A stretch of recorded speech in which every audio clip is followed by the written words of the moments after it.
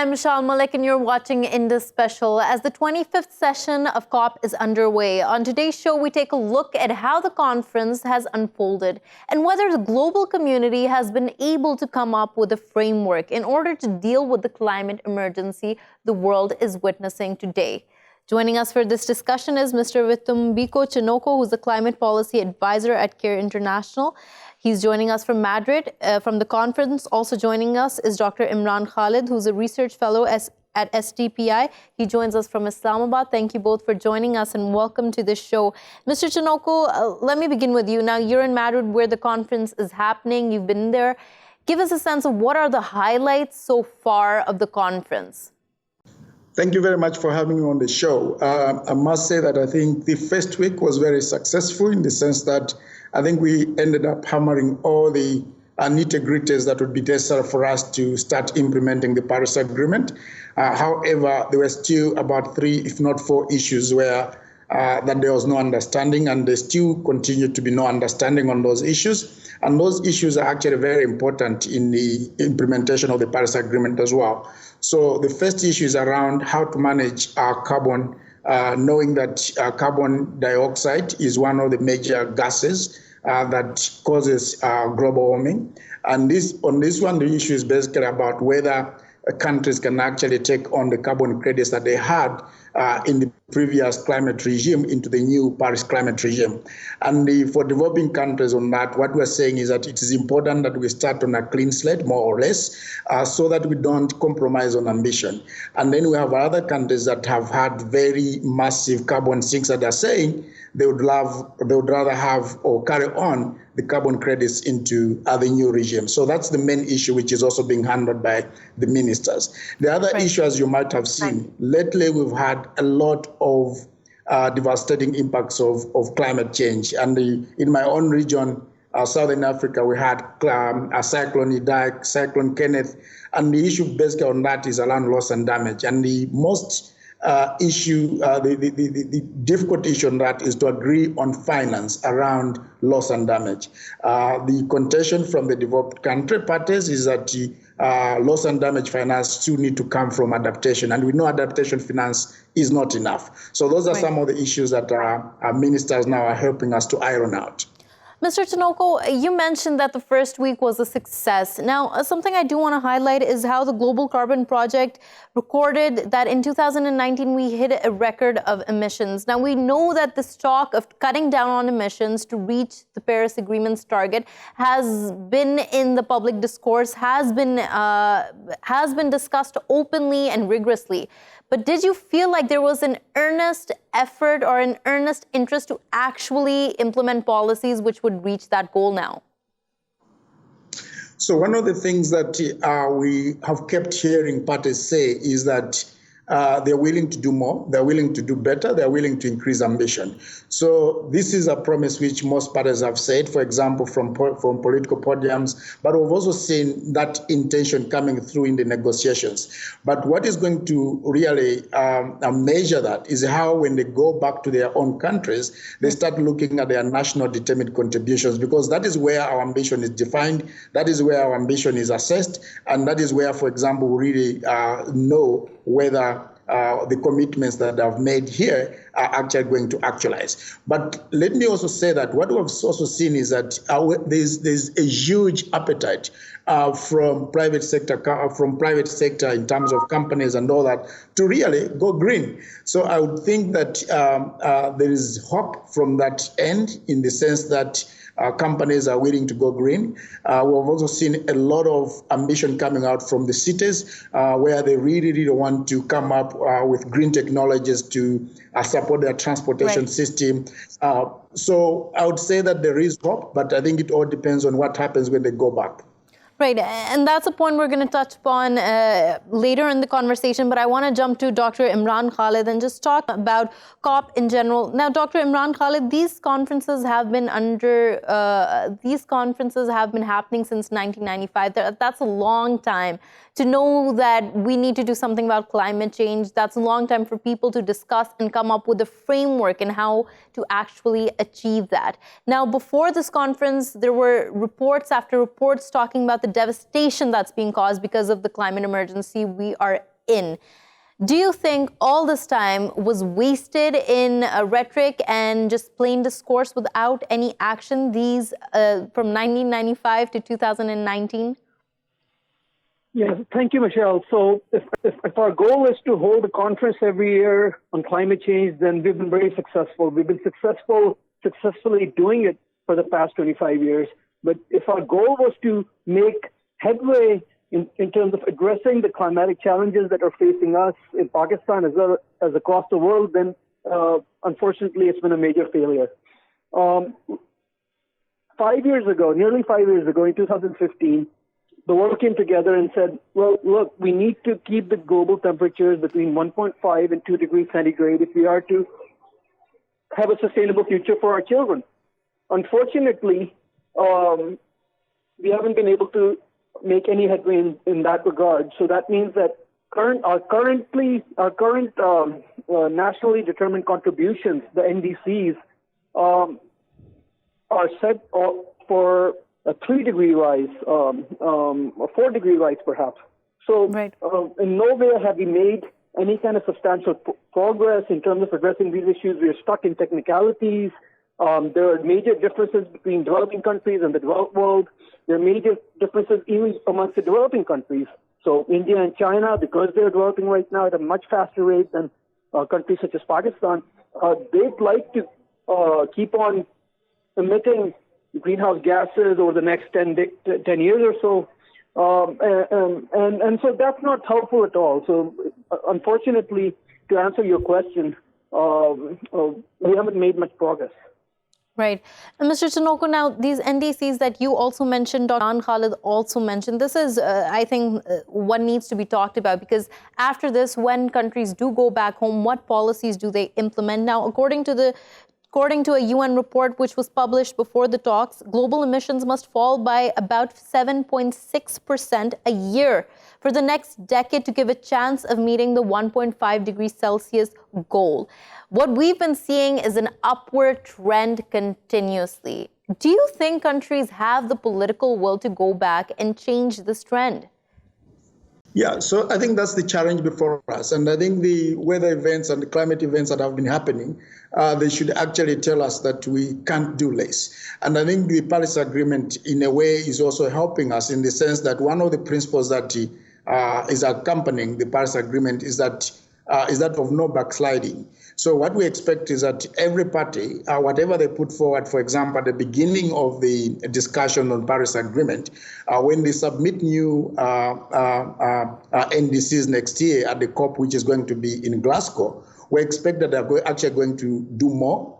And like I was saying, we also expect more stakeholders to join in that action. So this is what I would be asking governments when they go back, that let them go back, start to convene these multi-stakeholder meetings to start looking at the NDC that they've put forward. I think most developing countries, when they were putting up these NDCs, they were not conservative enough. So my view is that I think for developing countries, the ambition in their NDCs can actually be even higher than what they've presented, but it all depends on how they bring in stakeholders to be part of that. For developed country parties, I would want to say that I think what we're getting from this COP and maybe the previous COPs is that there's very little political will, so to say. This I say because developed country parties, they have a lot of opportunity to transition to a low carbon path. They have the finance, they have the technology, they have the science on their side, but we don't see that progress coming through as we expect. And this, therefore, I really want to say that as much as developing countries also have the responsibility, and we need to continue to ask them to do more, I want to ask most the developed country partners to take advantage of these resources that I mentioned about the finance, the science, the technology, that they should do better. So we're looking at countries like, for example, Germany, who are saying they're only ready to go carbon neutral by 2040. That is not enough. We know Germany can actually do much better. They can go carbon neutral much faster. Why can't they just do that? And I think this is the message that we are sending, that these devastating impacts, we don't want to see them continuing beyond the beginning of the first century. And the only way we can avoid that is if we are ambitious in our NDCs, and that starts next year. So it is a message to me when I go back to Southern Africa to start engaging my countries, but it is also my message and my assignment to start talking to developed country partners in terms of how much they do to make sure that they cut on emissions. Right. Dr. Imran Khalid, now, Chinoko makes an important point here. We always talk about climate change and we always bring the dichotomy between the developed and developing nations, and that is necessary to do for a nuanced conversation. But how do you feel like the challenges to come up with an NDC for developed nations significantly vary from those from a developing nation? I think that when it comes to our goals, the goal is to ensure that we stay below 2 degrees centigrade. I don't think we're going to be able to meet the 1.5 degrees mark. So it all has to do with our energy goals. So we have to shift towards renewables. The developed countries have to shift towards renewables, and developing countries have to shift towards renewables. There's a lot of talk about common but differentiated responsibilities in terms of addressing our challenges, but that's not right, because it's going to be affecting us in the same way. Right, but decarbonization is also a complicated process. It comes at a cost. Are developing nations there yet where they can actually move towards it? So yes, we are. We can do this. Pakistan has come up with an alternate renewable energy policy now that's calling for 30% of the energy supplies to be comprised of renewables by 2030. The prices of solar have gone down significantly. Wind power is more and more accessible. We can rely on hydropower. So essentially, the technology is there. All we're lacking is willpower. If we can do that, I think we can withdraw ourselves from coal power plants and move towards renewables in a fast and effective manner. It can be done. I think it's all about political will and ensuring that the businesses realize their responsibility when it comes to the effects of climate change. Right. Mr. Chinoko, you mentioned funding earlier, but this is also one of the central points of COP25.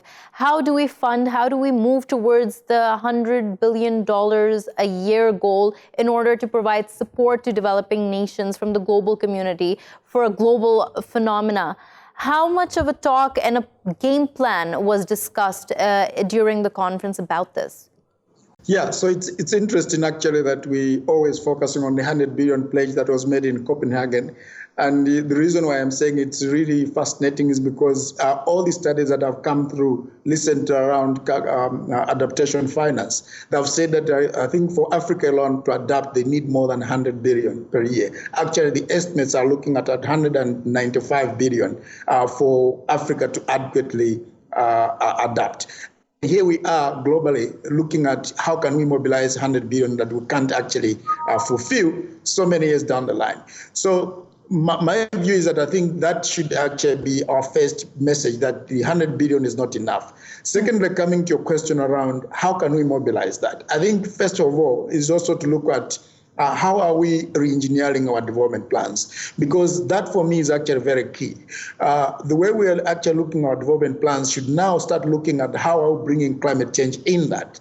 When we integrate climate change into our development plans, be it transport, be it agriculture, be it any other field, even health, there's a difference within those plans and the investment that we need to start attributing to climate change. So there will be new things that we start doing in Ministry of Health because of the impacts of climate change. And I think as developing countries, we need to start calculating that difference as our contribution to climate finance and start reporting that into the global community. Because when you come here to start negotiating climate change, the other world is always looking at us as beggars, when actually on the ground we're doing quite a lot. So if, for example, in Africa, we've seen now regions that never used to have malaria, having malaria, and government is spending money in buying mosquito nets, treating people, we could actually quantify that and saying this is our contribution to climate finance. so that we run away from the fact that developing countries are not contributing to climate action. So that's one thing. And then when we come here, we would actually have a better leverage. Secondly, we don't need to forget the fact that our developing countries are actually on the receiving end of the impacts of climate change. We didn't cause this problem, and therefore, under the convention under which the Paris Agreement is also, developed country parties need to rise up and step up and provide that climate action. It does mean a lot, but on the other hand, I want to mention that I think one of the aspects that we have neglected for quite a long time is the involvement of the private sector. So going forward, I want to see, for example, private sector coming in, providing, for example, climate risk insurance that is very amenable. Mr. Chinoko, sorry to interrupt here, but this is the question I do want to put. Now, saying that it is because of the lack of interest and involvement by the private sector that we have not been able to mobilize funds. But another question that arises is, what about the governments that are in power of these developed nations? Now, the United States has pulled out of the Paris Agreement. We see political turmoil across Europe. We see it in amongst those countries which are the contributors of the greatest amounts of emissions. So is there even a political will on parts of the governments that you witnessed this time in order to contribute to these funds? Yeah, so I must say that I think why, for example, the UAE has always been on the other side of the equation, and now with the new administration, I would want to mention that I think the businesses in the US have not actually followed that rhetoric, which is actually very good. On the other hand, in terms of the other governments, I think we've seen quite a lot of will from the European Union. The only thing that I've seen, for example, on the European Union is they're always waiting to see what else other countries are going to do before they can put up, for example, a pledge on climate finance and all that. So there is definitely my message is that there's still more that can be done. But I think in terms of the private sector, usually the private sector will work and operate within the laws and the policies that national governments have set. So one of the things, for example, we would be asking governments when they go back to the drawing board is to come up with enabling policies that could allow private sector to also participate in climate action. Right. Dr. Imran Khalid, whenever the conversation comes up about funding and who is responsible for the funding, there's also an argument that comes up about sustainable development and that developed nations don't really have a right to tell developing nations not to move towards development. Now, the question is here, are we advanced enough to be in a developing nation and move in a sustainable manner, to develop in a sustainable manner without having to compromise on our economic growth? Yeah, so economic growth has been happening on the back of fossil fuels, and we know that that's endangered the lives of our future generations. That's endangered the planet, the health of the planet. So whatever we were doing, whatever worked for the U.S. or Europe won't work for us in the coming years. So we have to change the way we're doing business. That means putting plans and policies in place that cater to the environment, that cater to our needs, whether it be climate change, that cater to our social and environmental needs. And that can be done. There are ways to approach this, and by ensuring that our plans and policies address these problems. So we don't have to tread the same path that they did. It can be done. There are ways to move in a more sustainable manner. There are ways to do it. Renewables, as I said earlier, they are getting cheaper by the day. New technologies are coming in. And so even if the Green Climate Fund does not materialize the $100 billion, we've only perhaps gotten about 10 or 20% of that money. It can be done, but that would mean realizing that climate change is affecting us all across the world, and it's our own duty to resolve this. So we're going to have to adapt on our own. Nobody's going to come and do it for us. Pakistan is going to be faced with floods, droughts, heat waves, as we already are. The Americans aren't going to come here and help us, not the Chinese, nobody else. So we'll have to ensure that we do it on our own, for our own people. I take your point there, Dr. Khalid, and that's an important point to make. Realization of the disaster that's oncoming to us, the changes that we're witnessing day by day at this present moment. Mr. Chinoko, just a last question to you, and this goes back to something you mentioned earlier in our conversation, that one we had before the show, in which you talked about this very interesting dynamic, which is related to gender and climate change. Why is this important to talk about, and what coverage did this get during the conference? So we've seen that climate change is actually affecting everyone, but what we've also seen on the ground is that women are more affected than men. And I think it is very important that we start looking at climate change from that aspect as well.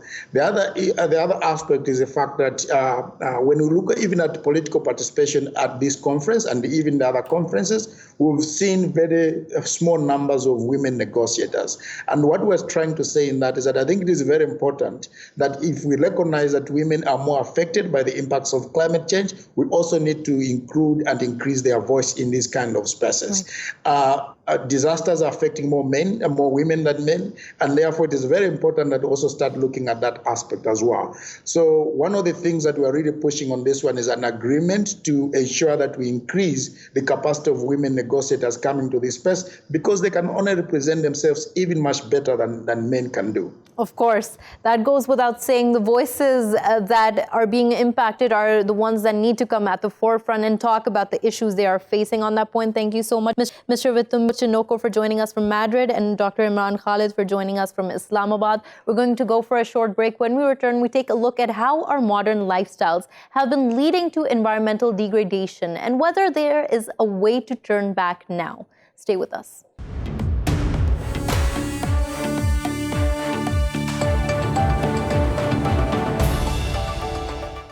Welcome back to the show. Now, from what we eat to how we travel to work, everything we do has a carbon footprint that contributes to damaging the environment.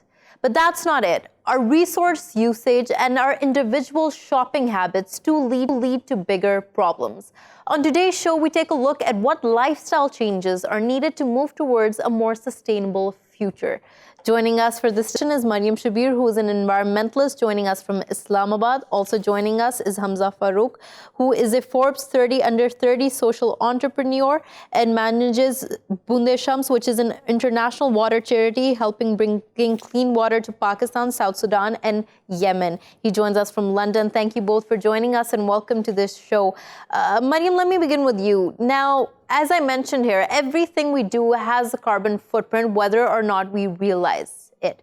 How are our modern day lifestyles, individual lifestyles, damaging the environment? Thank you, Meshal, for highlighting to the very important topic. Of course, I would talk about transportation sector, which contributes a lot to air emissions. And in Lahore, almost every season we experience this 4 seasons because of those. And this is the biggest sector, I think, which contributes to the emission. So transportation sector is the one. If 4 or 5 members are living in one home, what they do is that they go to office or school or college or university at individual cars, which contribute to a lot of emissions into the environment. And second is, of course, when it comes to ladies, there is shopping habits. The fabric we produce consumes a lot of water. The textile industries use a lot of water, which also doesn't manage these emissions coming out in the form of air or in the form of water, which they throw into the fields, are not properly managed. So I think... Maryam, now you mentioned textile here, and that's interesting because what we hear these days is a lot about fast fashion and how we use clothes and dispose them very often, much more quicker than we would do so, let's say 20 years before. Now, this seems to be a systematic change. What do you think needs to happen to actually change this pattern? I think that there has to do with living style and the competition in which we are. On one function, we ladies love to prefer only one suit, and next function we have to buy Elan or any other brand, they're very costly. So this kind of image, which has nothing to do with your clothes, needs to be changed. So it has to do with moral value instead of linking it to some economic or something, some other thing. So I think it's okay if you wear your clothes multiple times at multiple events. Or if you're going office, you can use I think I'm in strong favor of having even uniforms in universities, because young girls have to buy a lot of Right. clothes just to wear it on a daily basis. Of course, So, the way fashion has evolved, it has made us want to move towards having more, whether that means having less quality items, but having more items. Hamza, now we're talking about environment and our individual contributions towards it. Now, a quarter of the world's population is going to be at risk of water supply problems very near into the future. We're already seeing how many places are water scarce. How do you feel like individually this has become a problem? Individual steps that has led to this massive problem? Look, I think that's a very important question, and thank you for highlighting it. So I guess I'll begin at the very macro level, right? You mentioned a quarter of the world's population almost at the risk of water. I bring it down. I think about Pakistan specifically. It's an example that we can all relate to, right? There are millions of people, roughly 20 million in Pakistan, almost at the cusp of not having enough clean drinking water every day. And when you think of a country like Pakistan, where roughly 26% of our GDP comes from the agricultural sector, then you can't separate water from the way our industry and our macro space is being run. And the reason I say that is, and there's a really interesting article that The Economist Atif Mir wrote earlier last night, mentioning how the kind of crops and the agricultural pursuit that we've focused on as a country has been very much, dissonant from the way we should be doing it, because it doesn't make sense for us to be growing the kind of crops that we are. And that filters down then to the individual level, which you point out. And it's almost become a habit for us to use water in excess of what we could be doing. As an example, our nonprofit almost launched a sort of a project earlier last year, calling it the #Lota Challenge, which is say, look, we all pray 5 times a day, or we, aspire to. Every single time we wash ourselves, we, spread far more water than we should. Perhaps we could begin by using a bottle or a lota or something and try minimizing that at the micro scale. But I think it's, it has to be an amalgamation of both at the macro level and the micro level for us to really... Like you rightly mentioned, and you rightly mentioned at the macro level, especially for a country that is agricultural based, how much fresh water is consumed. Now, studies show that, World Bank study shows, in fact, that 70% of our fresh water is used for agriculture. Do you feel like this can be minimized? This amount can be minimized? Absolutely. And there are 2 things we can do in pursuit of that. Number one, and this, by the way, sorry for the short history lesson here, but our current water practices and our land ownership and the use of it dates back to colonial times, right? We inherited a feudal landlord system and studies, numerous of them. There's a really powerful paper by Banerjee and Lakshmi Iyer showing how areas where there was, land ownership passed on by the British have historically performed, been far less productive and used far more water than is needed. And that goes back to the fact 40% of our land use at the moment is held by landlords. And when you're trying to institute national level water policy, it receives a very strong backlash from those who, are most to lose from such reforms. So here's what we need to do. Number one, we need to reassess what we, can productively produce in our country, which is, by the way, 5th, most to be heard by climate change, according to the Climate Risk Index 2020, which is, top 10 water-stressed countries in the world. It doesn't make sense for us to be growing a lot of rice or sugarcane. So, we got to leverage and pivot on to the services sector. Right. Sorry to interrupt here, but something that I do want to do and talk about is technology, and what role can technology play in trying to reduce this water scarcity? So that's a terrific question again. So I have a very practical solution for us. So one thing that I've been advocating for almost 5-6 months now is using solar power to install not just water extraction and filtration machines, which we do as a nonprofit, but to install these smart water monitoring system. right? Why is it that our sugarcane producer is spending 10 times more water than he actually needs for his crop? It's because, one, due to a lack of education on that sector. Two, because he's got no real way of monitoring it. So we need to leverage the technology such as measuring exactly the amount of water we're using, and then instituting these reforms at a national level. And I think that's the next step forward for us.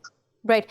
Hamza, stay with me. I want to jump to Maryam and talk to her about this. Now, Maryam, since we were talking about the agriculture sector and since we're jumping to the topic of food, now, according to an Oxford study, food production is responsible for a quarter of all greenhouse gas emissions.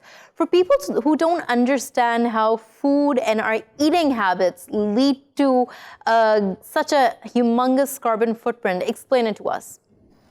Meshal, I just want to add to the previous section which you were talking with Hamza. Our agricultural practices, which agriculture contributes only less than 5% to our GDP. So we really need to look at the way we are producing our agriculture, and almost 90% water is used in agriculture sector, which is terrible. I think we really move towards sustainable agricultural practices. And how can we do that? How can we move towards sustainable agricultural practices? Globally, what trends do we see emerging that can make that future possibility happen now?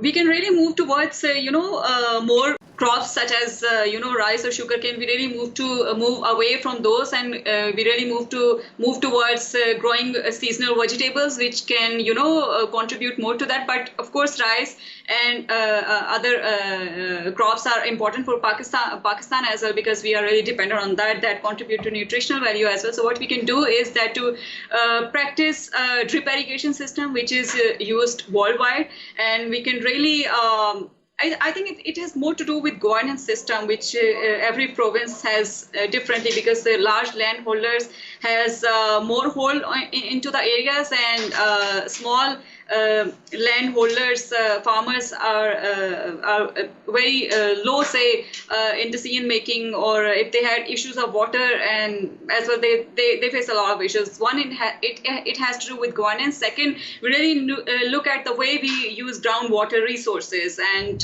for that we really need a solid policy, and that should be implemented as well. Everyone, if you and me can want to dig a very deep hole in our own house for groundwater resources, we can really utilize it. There is no check and balance and law for that. Right. As far as you were asking about food wastage, yes, individual habits needs to be changed, because if you look at sitting in Islamabad, if I look at the restaurants, a lot of food is wasted whenever we order that, and on the other hand, we see that other provinces and other people face malnutrition, and Ms. Maryam, since we're talking about global picture here, we're talking about carbon emissions leading to climate change, which is, of course, a global phenomena. What needs to happen at an international level? I think there is a lot happening at international level. If particularly we talk about this hotel sectors, if we talk about that, because that's where I think the most of the food is wasted. So in some of the areas, what people are doing, that on humanity basis, they collect food from different restaurants and they provide to the poor. So what restaurants can do here in Pakistan as well, that they can take lead into that themselves, and they can offer food to the poor instead of wasting it and dumping it into the waste bin. Right. And I think this is great right. business. It's very difficult to control them to know. Maryam, stay with me. Now, we're talking about sustainability, and before we talk about that in greater depth, something that I want to talk to Hamza about is his project. Now, your water charity helps bring clean water to places like Pakistan, but also South Sudan and Yemen. Now, these are areas in which, of course, we're seeing extremely turbulent political conditions.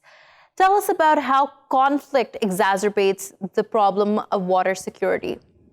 So I'll narrate that into a quick story. Look, when I pitched my nonprofit at my university, it was almost 5 years ago, I told a very Western audience that, look, conflict and the use of water are more related than one would think. And the reason is, when you do not have clean water, the only thing that occupies your conscience for 24 hours a day is how you're going to get your next cup of water.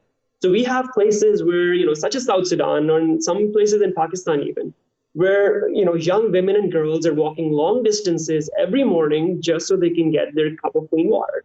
Now, what that leads into, obviously, is a lack of economic resource. Half your world's population, obviously, is women, a little bit more so than that. So you're taking out that productive labor, and you're confining people to very limited activities during the day. So what we've done as a nonprofit is, and by the way, we began in Pakistan, and that's where my heart is, and that's where my family is. We began there. But then we said, look, we're using solar energy, and we've created a product, which is, by the way, now US patent pending, which generates clean water from the ground. It filters it, and it does so in this confined solution called the Oasis box, which costs $5,000, and it will last up to 20 years.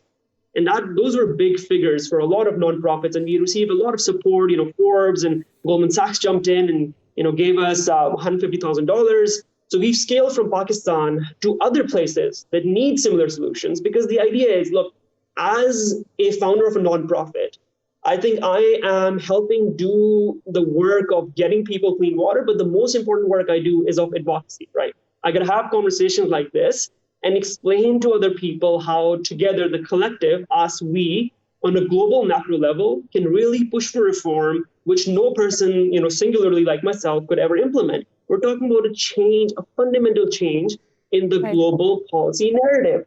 And one final thing I've got to say on this, Meshal, is, we have a tendency, and I'll say this for Pakistan, I can't speak to other places, we have a tendency to always look abroad. We have a tendency to look to the UN. We have a tendency to look to, environmentalists like Greta Thunberg, and they're doing great work. But we have a lot of environmentalists, Tawfiq Pasha is a good example, whom we connected with, who are doing great work in Pakistan. And we have to focus on our natural, recurring brain power, because there's a lot of competition in the world, and there's a lot of good we can do together. And Hamza, just on that point and how important water really is, now this is the point I do want to leave off to. How much potential is there, because of the increasing water scarcity, for water to become a security issue in the near future? Meaning water leading to further conflicts, not just water conflicts exacerbating our access to water, but the lack of access of water leading to conflict. So I think you've got all the terrific questions right there. I have been to a number of water conferences in the last few years. I was in South Africa, the Water Show Africa, last March, and somebody said to me, look, the third world war is going to be fought over water, which makes complete sense, right? It's a fundamental resource. There's not a lot of it. And, we've already seen things of that nature. I mean, unfortunately, Pakistan is surrounded by countries at the national level, which are not very friendly to one another. The people are very nice, but the countries aren't. So there's a lot of room for conflict to be incited by holding off a resource, which has happened to Pakistan in the past. And sometimes the Indus Water Treaty doesn't get, adhered to. So there's a lot of potential there. And the answer to that, by the way, is not looking at the macro level and saying, look, there's nothing we can do about it, and we best buy some more guns to fight those wars. No, the answer is, if we reform our sustainability measures in the next few years, we can get to a point where we become a very strong, independent, water sustainable country. And I think that's what I push for Pakistan and for any other country where we're doing our projects. And it's, again, let me close by saying, having conversations like this and spreading the word on those conversations is far more important to me than the work that I do every day. Right. On that point, thank you, Hamza Farrukh, for joining us from London, and Maryam Shabbir for joining us from Islamabad. Thank you for watching Indus Special. We will see you again next time with more stories. Till then, goodbye and take care.